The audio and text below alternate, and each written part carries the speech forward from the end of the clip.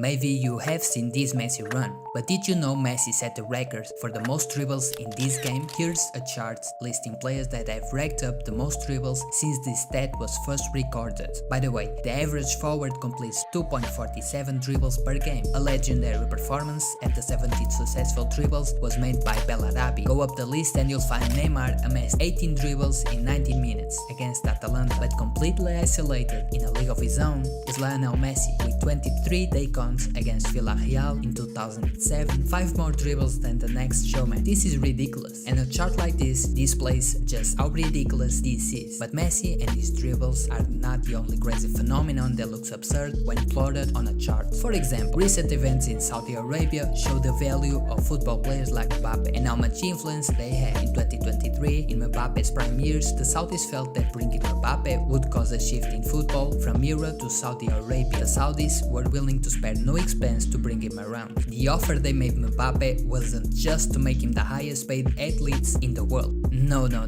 Here's a chart displaying the largest salaries of all athletes in 2022. Right now, these are only top dogs that are the best at what they do, from tennis to box, from golf to Formula 1. These veterans are in their final years of huge contracts they've won through years of dominance. LeBron James, NBA GOAT to many, made 119 million. Roger Federer, a tennis GOAT, earned himself 91 million that season. Messi racked in 130 million this year, and Cristiano signed one of the largest contracts in sports with 136 million per season. But clearly, none of these teams felt their star player was as valuable as Mbappe, since the Saudis offered to pay him $767 million for a single season, by far the largest chunk of money in sports history. Mbappe's salary would earn him more money than Roger Federer made in his lifetime. To put this into perspective, Mbappe would earn more money than Verstappen, LeBron James, Steph Curry, Tiger Woods, Tom Brady, Patrick Mahomes, Roger Federer, Messi and Ronaldo combined. Speaking of Messi and Ronaldo, they have spent the last 2 decades undertaking a feat that set them apart from everybody else, every season breaking records for the records of Guinness records. In 2023, still entering his prime, Mbappe already has 5 Guinness records in football. In third we have Lewandowski. The Polish has 9 impressive records. Then we have Ronaldo and Messi, who seem to break a record every match they play. Regardless of how many times they break a new record, no matter how immune we become to it, it is still an incredible feat. But to understand just how incredible Ronaldo and Messi are, here's our charts showing players who have amassed the most records over the years. Even the most elite, all-around players struggle to get one over a lifetime. But if I told you Ronaldo and Messi are the kings of football, it would be a vast understatement. With more records than every player combined, Ronaldo has notched 40 world records in the last 20 seasons, and Messi has 41, further proving he is ahead in the greatest rivalry in sports history. You are looking at possibly the largest gap of any relevant statistic in football. The GOATs have been putting up numbers so absurd that over the past 2 decades, if they scored 1 goal per game, they were having an average season. It's easy to shrug off these numbers now that they do it so regularly, even at the ages of 38 and 36. But there's no denying Ronaldo and Messi's greatness. And when it comes to greatness, quite possibly the greatest winner in football history did something that will never be done again. Throughout the late 50s and 60s, Pelé dominated the world of football, to the extent that I'm pretty sure the whole world just said it. I guess we'll just wait until the man retires. Most football fans know that Pelé won 3 World Cups in 16 years. What most fans may not know is the fashion in which he dominated, because Pelé scored 91 hat-tricks, which at first glance may not sound all that crazy. But let's put it like this: the greatest players in football history are often defined by their ability to score the most. So here's a chart displaying the hat-tricks they've scored in their path to winning. The further up the charts, the more hat-tricks you scored. If you appear low on this list, it's still historically good, but in all-time grades, it's kinda bad. Have any guesses on who these players are? I'll give you a second.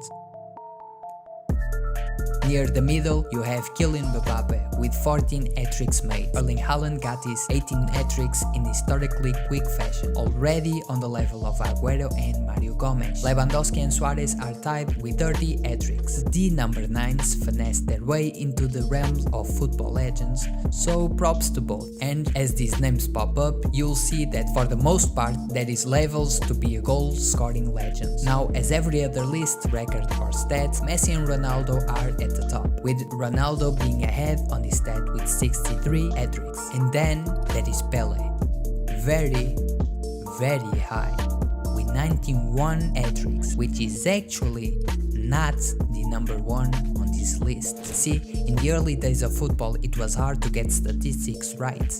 There was no single organization for collecting records, so various types of data collecting organization exist with different records. One of them is the RSSSF statistics, and according to them, the player with most hat-tricks ever is the German Irving Veltman. These never talked about footballer played between the late 30s and 40s in Germany. Regardless of what they are doing in Germany at that period, this guy still found some time to score 141 hat-tricks. I have never seen Ronaldo and Messi and Pele so far down on any football statistic. This record is so insane that will remain forever unbroken. Speaking of forever unbroken, the sheer volume of goals Messi have racked up in a single calendar year, it's an unbelievable feat. You probably heard this Messi stat, but you probably never seen it on a chart.